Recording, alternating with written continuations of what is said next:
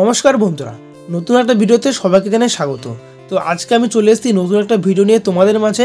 আজকে আমি দেখাবো তোমাদের নবদ্বীপের রাধারানীর মন্দির। নবদ্বীপে কিন্তু শ্রী চৈতন্য মহাপ্রভুর জন্মস্থান, তাই কিন্তু নবদ্বীপ শহরে অলিতে গলিতে কিন্তু আছে ছোটোখাটো অনেক বড় বড় মন্দির। এবং আমি যেটা বললাম রাধারানীর মন্দির, সেটা কিন্তু সবচেয়ে ভালো এবং খুব ফেমাস একটা মন্দির। ওই যে দূরে দেখা যাচ্ছে ওটা কিন্তু মায়াপুর মঠ। আর এখান থেকে মানুষ স্নান করে সবাই কিন্তু যায় রাধারানী মন্দিরে পুজো দিতে এবং দেখতে। আর এটা হচ্ছে রানী রাসমণির ঘাট। সবার মনে এখন একটাই প্রশ্ন, এখানে আসবো কিভাবে? তো তোমরা যারা হাওড়া লাইন দিয়ে আসবে তাদের জন্য বলছি, হাওড়া কাটোয়া বা ব্যান্ডেল কাটোয়া লোকালে তোমাদেরকে নামতে হবে নবদ্বীপ স্টেশন, এবং নবদ্বীপ স্টেশন থেকে 10 টাকা করে টোটোর বিনিময়ে চলে আসবে রাধারানী মন্দির। এবং শিয়ালদা লাইন, তোমরা যারা শিয়ালদা লাইন দিয়ে আসবে, শিয়ালদা কৃষ্ণনগর লোকাল দিয়ে তোমাদের নামতে হবে কৃষ্ণনগর স্টেশন, এবং কৃষ্ণনগর স্টেশন থেকে নবদ্বীপের বাসে নামতে হবে নবদ্বীপ স্টেশন বা নবদ্বীপ বাস স্ট্যান্ড। কিন্তু রাধারানী মন্দিরের গিয়ে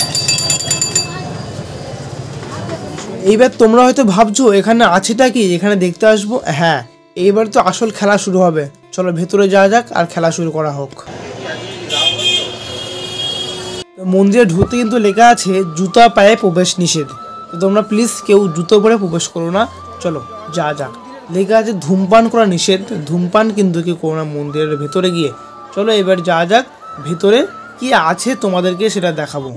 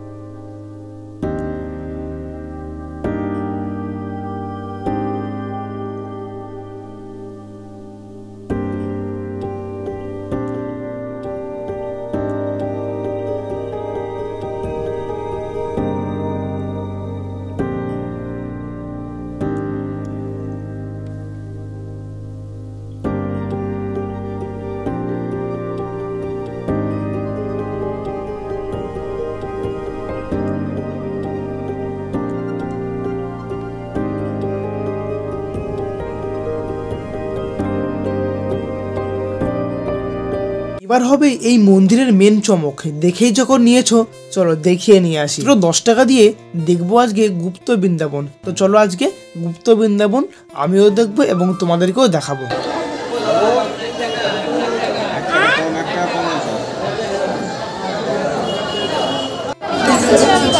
টিকিট কিন্তু কেটে নিয়েছি আমি। চলো যাওয়া যাক লাইন।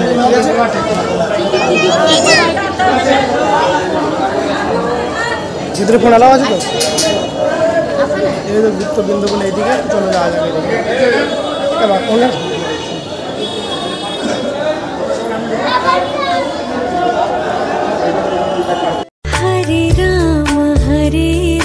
ঢুকে পড়েছি গুপ্ত বৃন্দাবনের ভেতরে, এবং এই গুপ্ত বৃন্দাবনে কি কি আছে সেটা আজকে দেখাবো ভিডিওটা। তো লাস্ট পর্যন্ত ভিডিওটা দেখতে থাকো।